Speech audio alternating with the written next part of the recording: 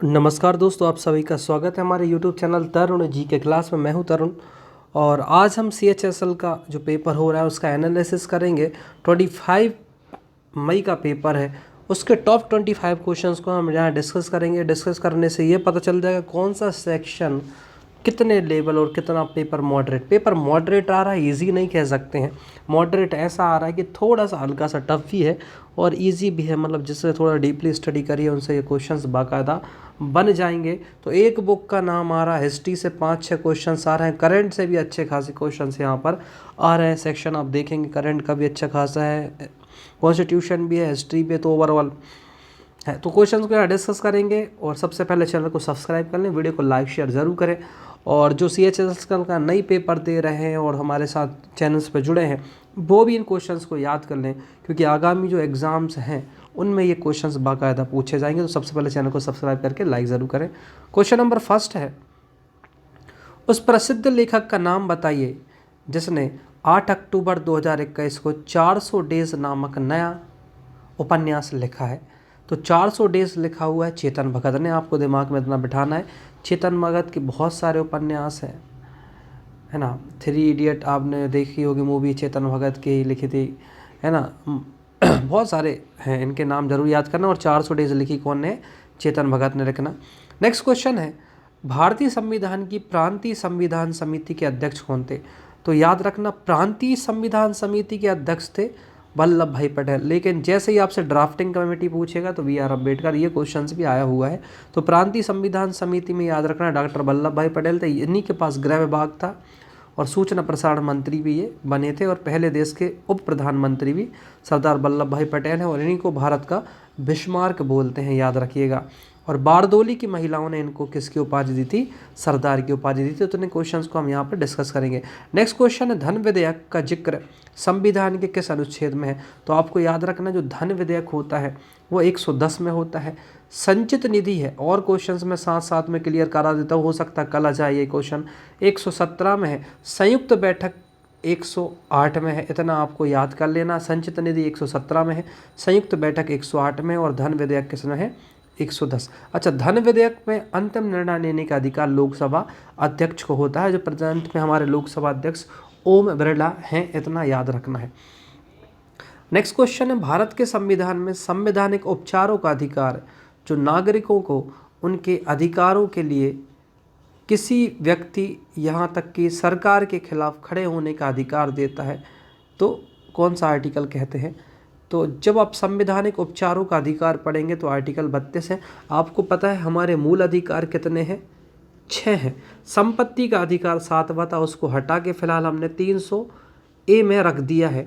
तो ये संवैधानिक उपचारों का अधिकार हमारा आ जाता है आर्टिकल 32। कमेंट में करके बताइए समानता का अधिकार कौन सा है। नेक्स्ट क्वेश्चन है, 26 जनवरी 1957 को किसके लिए जाना जाता है? तो ये बड़ा अच्छा क्वेश्चन आया हुआ है। तो 26 जनवरी 1957 को जम्मू कश्मीर का संविधान अस्तित्व में आया, इतना आपको याद रखना है। कहाँ का संविधान अस्तित्व में आया था? जम्मू कश्मीर का संविधान अस्तित्व में आया था 1957 को। फिलहाल 370 को हटा दिया है और जम्मू कश्मीर को विशेष राज्य का जो दर्जा था उसको हटा के भारत के जो राज्य हैं उनमें मिला दिया गया है। तो प्रेजेंट भारत में 28 राज्य हैं और 8 केंद्र शासित प्रदेश हैं, इतना याद रखना। और जब हमारा संविधान बन रहा था उस समय भारत में 14 राज्य थे और 6 केंद्र शासित प्रदेश थे, ये भी याद रख लेना, ये भी आता है। नेक्स्ट क्वेश्चन आया है, निम्नलिखित में पहली शास्त्रीय भाषा कौन सी है? तो तमिल पहली शास्त्रीय भाषा बनी। दिमाग में ये क्वेश्चन जरूर बिठा लेना, तमिल पहली शास्त्रीय भाषा बनी है ना, तमिल पहली बनी हुई है। अच्छा, 8वीं अनुसूची में कितनी भाषाएं रजिस्टर्ड हैं? 22 भाषा रजिस्टर्ड हैं 8वीं अनुसूची में, पर उसमें इंग्लिश नहीं है, इतना आपको दिमाग में याद रख लेना। इंग्लिश 22 लैंग्वेजेस में नहीं है, ठीक है। नेक्स्ट क्वेश्चन है, जो बेलग्रेड में प्रथम गुटनिरपेक्ष सम्मेलन हुआ था उसमें कितने प्रतिनिधियों ने भाग लिया था? तो गुटनिरपेक्ष में जो प्रथम सम्मेलन हुआ था बेलग्रेड में, उसमें 25 प्रतिनिधियों ने हिस्सा लिया था। आपको ये याद रखना है गुटनिरपेक्षता सम्मेलन में। अच्छा, सप्तवर्षीय युद्ध निम्न में से किस किस देशों के बीच लड़ा गया? सो सप्तवर्षीय युद्ध आया था, ये क्रांतियाँ हैं तो पढ़ोगे तो पता चलेगा। इंग्लैंड और फ्रांस के बीच लड़ा गया था सप्तवर्षीय युद्ध। हम्मुराबी कहाँ का शासक था? बेबीलोन का शासक था। इतना आपको दिमाग में बैठा लेना है। हम्मुराबी कहाँ का शासक था? बेबीलोन का था। देख लीजिए, एक डेट का क्वेश्चन आ गया। मानव अधिकार दिवस कब मनाते हैं? तो मानव अधिकार दिवस मनाते हैं 10 दिसंबर को। आपको दिमाग में ये बैठा लेना है। 1215 में किस ब्रिटिश राजा ने मैग्ना कार्टा पर हस्ताक्षर किए थे? तो जो जॉन द्वितीय थे उन्होंने बाकायदा मैग्ना कार्टा पर हस्ताक्षर किए थे, ब्रिटेन के राजा थे। दांते की रचना क्या है? तो दांते की रचना है डिवाइन कॉमेडी। इसमें स्वर्ग नरक के बारे में बताया गया, ये बड़े इंपॉर्टेंट है। दांते की रचना डिवाइन कॉमेडी। नेक्स्ट क्वेश्चन है, चाय की 340 पेटियों को अमेरिकी राष्ट्रवादियों द्वारा समुद्र में फेंक देने की घटना को क्या कहते हैं? तो जो चाय की 340 पेटी थी तो बोस्टन टी पार्टी बोलते हैं। Boston T party 1700 I think 73 में हुआ था, चेक कर लेना, क्योंकि 4 जुलाई 1776 को अमेरिका आज़ाद हुआ था ब्रिटेन से। तो बोस्टन की चाय पार्टी 1773 में रखी गई थी, उसी के बाद से ये संग्राम स्टार्ट हुआ था। नेक्स्ट क्वेश्चन है हमारा, 26 दिसंबर 1530 को बाबर की मृत्यु के बाद उसे आगरा के आरामगाह में रखा गया। उसे शेरशाह के समय कहाँ दफनाया गया था? तो उसको जो दफनाया था उसको लेकर आके काबुल में रख दिया था बाबर के 4 युद्ध बड़े फेमस हैं, आपको पता होगा। 1526, 1556 और 1526, 1527, 1528, 1529, ये आपको याद रखने हैं, ठीक है। हाँ, लाख बख्श किसे कहते हैं? लाख बख्श बोलते हैं कुतुबुद्दीन ऐबक को, लाखों का दान देने वाला बोलते हैं। तो जब आप पढ़ोगे तो आपको पता चले कुतुबुद्दीन ऐबक में लाख बख्श कहते हैं। इसके बाद इल्तुतमिश आया था।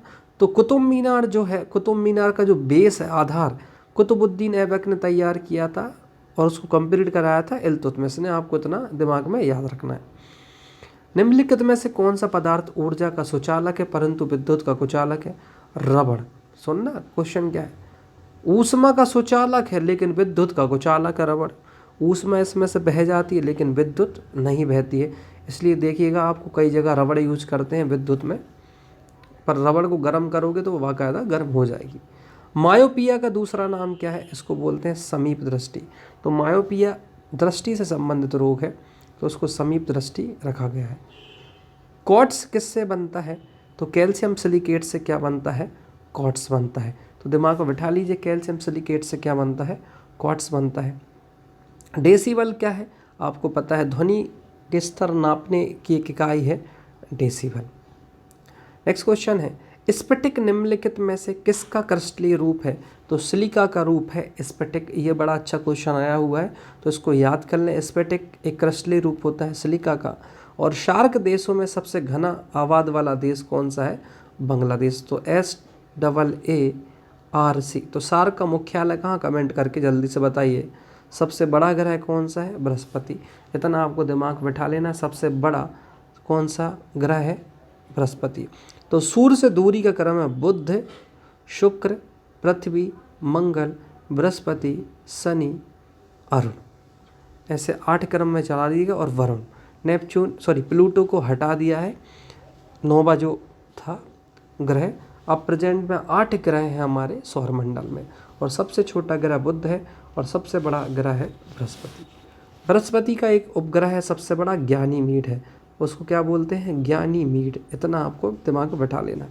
अच्छा, सूर्य का प्रकाश पृथ्वी पर आने में कितना समय लगता है? तो 8 मिनट 16.6 सेकेंड। ये एक्यूरेट आंसर है, लेकिन ऑप्शन में 8 मिनट आया हुआ था। 8 मिनट 16.6 सेकेंड। देशांतर की संख्या कितनी है? इतना याद रखना है आपको, 360 है। और अक्षांश की संख्या पूछ ले नेक्स्ट उसमें, तो 180 + 1 मतलब 181 ऑप्शन मिले तो वो लगाना, यदि ना मिले तो फिर 180 लगाना अक्षांश। देशांतर लेकिन 360 है। एक लास्ट क्वेश्चन है, विश्व में सबसे ऊंचा ज्वार कहाँ आता है? तो फंडी की घाटी आप पढ़ोगे तो सबसे ऊंचा ज्वार आता है। तो दोस्तों, ये तो CHSL के क्वेश्चन थे। यदि आप हमारे चैनल पर बिल्कुल नए हैं तो चैनल को सब्सक्राइब जरूर कर लें, वीडियो को लाइक शेयर जरूर करें। अपने दोस्तों के साथ वीडियो को शेयर करें, क्योंकि आपको इसमें बाकायदा एनालिसिस और जीके और मैथमेटिक्स रीजनिंग सब के क्वेश्चंस मिलेंगे जो आगामी एग्जाम्स में आएंगे। आशा करते हैं कि आपको ये क्वेश्चंस याद हो गए होंगे। जो भी क्वेरी है कमेंट में जरूर करिए। मिलते हैं नेक्स्ट वीडियो में, जब तक के लिए जय हिंद, जय भारत, जय महाकाल।